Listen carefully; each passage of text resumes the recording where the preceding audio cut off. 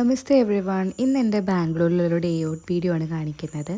കുറച്ച് food cravings ഒക്കെ ആയിട്ട് ഒരു മന്തി കഴിക്കാൻ വേണ്ടിയിട്ട് വന്നതാണ്.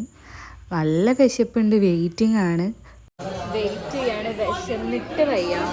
ഞങ്ങൾ കമ്മനഹള്ളിയില്ല, നെഹദി മന്തിയിലാട്ടോ വന്നിട്ടുള്ളത്. ഇവിടെ ആംബിയൻസ് ഒക്കെ കിള്ളനാണ്, അടിപൊളിയാട്ടോ.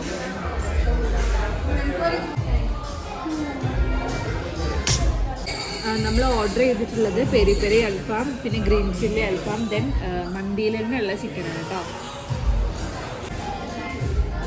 നല്ല ടേസ്റ്റുള്ള മന്തി, റൈസ് അടിപൊളിയാണ്.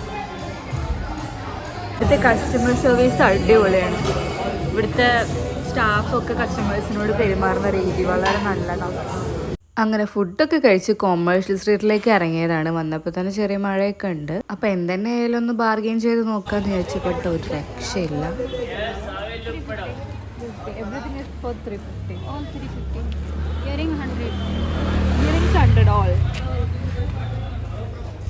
₹100 നമ്മുടെ നാട്ടിൽ എന്തായാലും കിട്ടൂല അല്ലേ? ഇത് എത്രയും വലിയ ഇയറിങ്സും ബാംഗിൾസും ഒക്കെ വെറും ₹100 അവിടെ വിൽക്കുന്നത്. നമ്മൾ നല്ലപോലെ നോക്കി സെലക്ട് ചെയ്ത് എടുക്കുകയാണെങ്കിൽ നല്ല അടിപൊളിയാണ്. ഇതിനൊക്കെ ₹100. ഇതുപോലത്തെ വളകളെല്ലാം ₹100. എനിക്ക് ചേരുന്നില്ല, ചേരുകയാണെങ്കിൽ ഞാൻ വാങ്ങിക്കാം.